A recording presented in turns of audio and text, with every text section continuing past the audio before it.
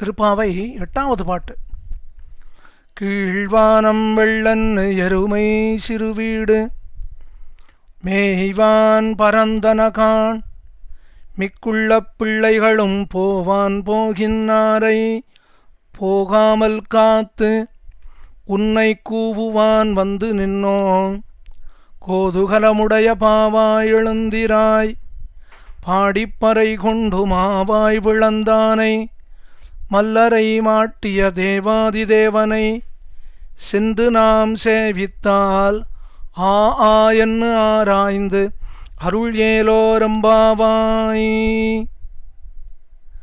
கீழே 2 பெண்கள் எழுப்பினாள் இல்லையா, அவ 2 பேரும் கேட்டா, ஆண்டாளே எல்லாரும் வந்தா எடுத்தா எங்களை மட்டும் எழுப்பினியேன்னா. அப்போ ஆண்டாள் பார்த்தா இன்னும் யாரோ ஒரு பெண்ணு வரலையே, அவள் யாரு அப்படின்னு பார்த்தா அந்த பெண் வீட்டு வாசலில் போய் நின்று அவளை கூட்டா, பெண்ணே கோதுகலமுடைய பாவாய். கோதுகலம்னா ஆனந்தம்னு அர்த்தம். இவளுக்கு கண்ணனிடத்துல ரொம்ப ஆனந்தம், கண்ணனுக்கு இவளிடத்துல ரொம்ப பிரீத்தி, ரொம்ப ஆனந்தம். அதனால் கண்ணனிடத்துல ரொம்ப பிரியத்தோடு இருக்கிறவள், கண்ணன்னு சொன்னாலே லோகத்தையே மறந்து அவளை சந்தோஷப்படக்கூடிய நீ நோன்பு நோக்க வர வேண்டாமா? விடியற்கால பொழுதாக எடுத்தேன் பார், நாங்கள் எல்லாரும் வந்துட்டோம். அப்போ கேட்டால் அந்த பெண்ணும், விடியற்கால பொழுதானா வரேன்னு நான் சொன்னேன், ஆனால் விடியற்கால பொழுது ஆகலையே இன்னும். ஆண்டாள் சமாதானம் சொன்னா, பெண்ணே நன்னா பாரு, வெளியில் வந்து பாரு, கீழ்வானம் வெள்ளன்னு கிழக்க வெளுத்து கொடுத்தேன், அருணன் உதயமாகிவிட்டானே, அருணன் உதயமான சூரியன் உதயமாக போகிறான்னு தான் அர்த்தம். அதனால் பெண்ணே வந்துடும், கிழக்கு வெளுத்தது. உடனே அவள் சொன்னா, கிழக்கெல்லாம் வெளுக்கலை, நீங்கள் அப்படியே வந்துட்டு இருக்கீங்களா என்னை பார்க்கணும்னு, நீங்கள்லாம் இன்னும் சிகப்பாக இருக்கீங்களா, உங்களுடைய உடம்புல இருக்கக்கூடிய அந்த நிறம் கிழக்கு திசையில் பட்டு பிரதிபலிக்கிறது. எவ்வளவு கெட்டிக்காரியாக இருக்கணும் இந்த பொண்ணு பேசுகிறதுல, அதனால் இது அடையாளம் இல்லைன்னா. ஆண்டாள் சொன்னால், பெண்ணே கெட்டிக்காரத்தனமாக பேசுகிறாய், வேற ஒரு அடையாளம் சொல்கிறேன். விடியற்கால பொழுதானா அந்த கோகுலத்தில் என்ன பண்ணுவான், எரும மாடுகளெல்லாம் அவிழ்த்து விடுவா. எரும மாடுகள் இப்படியே கொஞ்சம் தூரம் போயிட்டும் கொஞ்சம் மேய்ஞ்சுட்டு வரும். மேய்ஞ்சுட்டு வந்ததுன்னா அந்த புல்லெல்லாம் பனி பெய்து புல்லாக இருக்கும், சில்லுன்னு இருக்கும். அதை சாப்பிட்டுட்டு வந்ததுன்னா நிறைய பால் கறக்கும். அதுக்கு சிறுவீடு செல்லுதல் அப்படின்னு பேர். இப்போ ஆண்டாள் சொன்னா, பெண்ணே விடியற்காலை பொழுதானது பாலை கறக்க வேண்டும் என்பதற்காக எருமை மாடுகளெல்லாம் போனதே, எருமை சிறுவீடு மேய்வான் பரந்தன. உள்ளார்ந்தவள் சொன்னால், எரும மாடுகளெல்லாம் போகலை, உண்மையில் என்ன தெரியுமா, அதெல்லாம் உங்களுடைய நிழல். உங்கள் நிழலை பார்த்து எரும மாடு போகிறத போல நீங்கள் நினைத்தீர்கள்.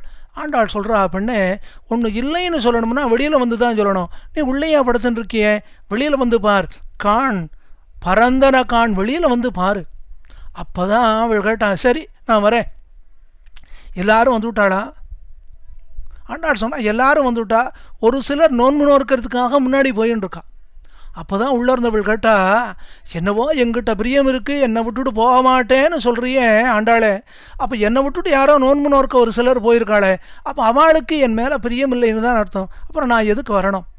ஆண்டாள் சொன்னால், அப்படி தான் நினைக்காதே, அவளுக்கு உன் வீட்டை தாண்டி போகிறோம்னே தெரியல, நோன்பு நோக்கணுங்கிற அந்த எண்ணத்திலேயே உன் வீட்டையும் தாண்டி போனால் மிக்குள்ள பிள்ளைகளும் போவான் போகின்னாரை போகாமல் காத்து. உன் வீட்டை தாண்டி போனவாளையும் கூட்டுட்டேன், உன் வீட்டை தாண்டி மறந்து போனவார்காளே அவளெல்லாம் கூட்டு சொல்கிறேன்.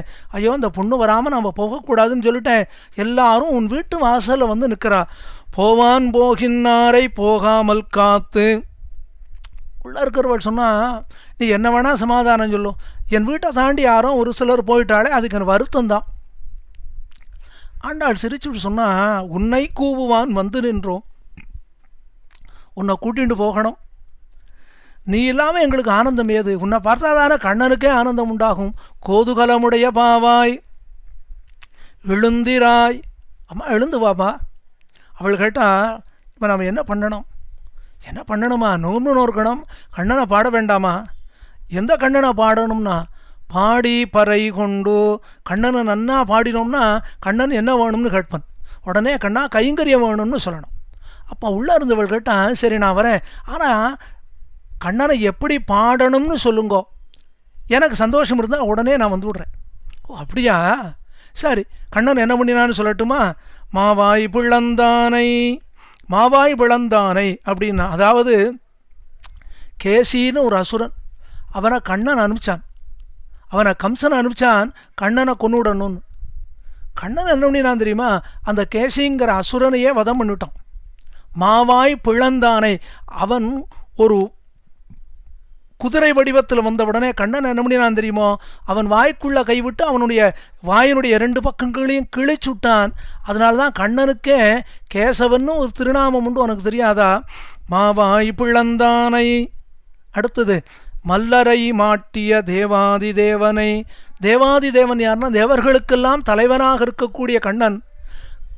அவன் என்ன பண்ணினான் தெரியுமா? தன்னுடைய மாமா கம்சனுடைய வீட்டுக்கு போனான். இவனுடைய மாமா என்ன பண்ணணும்னு தீர்மானம் பண்ணினான் தெரியுமா? கண்ணனை கொன்னுடணும்னு நினைச்சான். அதனால தான் முஷ்டிகன் சாணூரன் அப்படின்னு 2 மல்லர்கள் காத்துன்னு இருக்கா, கண்ணன் எப்போ வருவான் அவனை கொன்னுடலாம்னு. அப்போ கண்ணன் என்ன பண்ணினான் தெரியுமா? முதல்ல அவ 2 பேரையும் விளையாட்டா கொன்னுட்டானாம்.